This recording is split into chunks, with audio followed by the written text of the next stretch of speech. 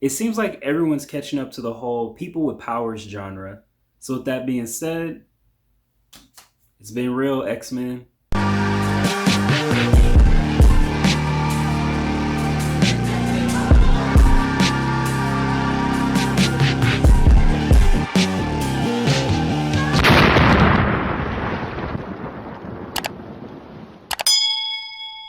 So Code 8 is about a desperate young man with powers.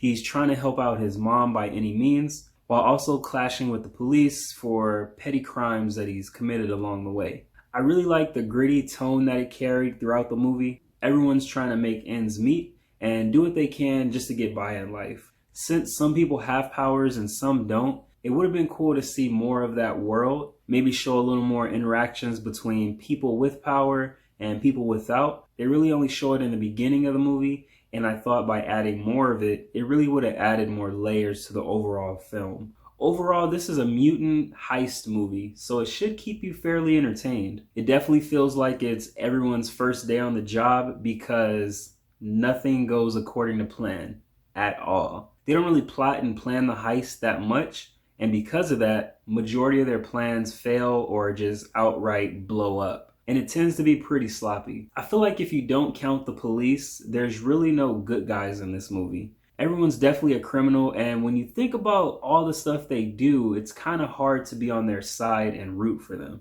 Only a handful of them really have a motivation as to why they're doing this. Even when they explain it, it still doesn't feel like enough for you to empathize with them. Casting wise, I think this is a good core of actors. Nobody really does a bad job per se, and I could see each one of them carrying their own film in the future. Robbie Amell plays the lead of the movie. Acting wise, he's cool, and when he's in scenes with Stephen Amell's character, it looks like he's talking to an older version of himself.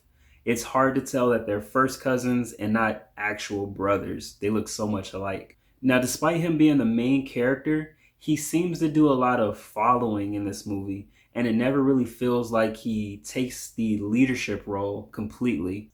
Ability-wise, it's hard to believe he's as powerful as everyone says he is.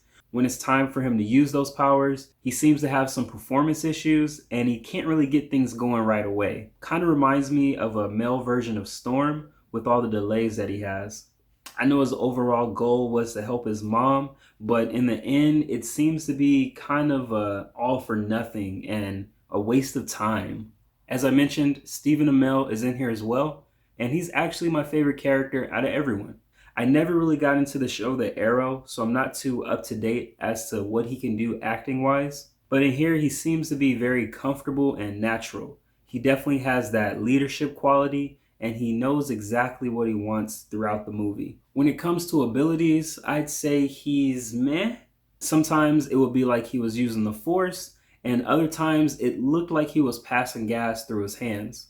Not the kind of powers that were too impressive, but he manages to use them fairly well. I'm really surprised he hasn't been in more movies though. I could definitely see him in a movie like Snowpiercer, or even a movie where he's a villain. Either way, he could definitely carry a film. It seems like he's the second important character, but at times he definitely seems to be the main person. Sun Kong is in here as well, and I liked him. It's kind of ironic seeing him in here as a cop instead of a professional illegal street racer. He really brings sensibility and patience with his role. It would have been cool to give him powers, but I get what they were going for, drawing that line between criminals having powers and regular people not. Overall, this was a good movie. It's a little predictable at times, but with them incorporating powers, it was a nice little twist. It would have been nice to have more fight scenes with the robotic cops, but maybe the budget didn't allow it, so what can you do? I'd say Code 8 is a good movie to catch when you can. Have you seen Code 8? What'd you think about it? Let me know in the comments below.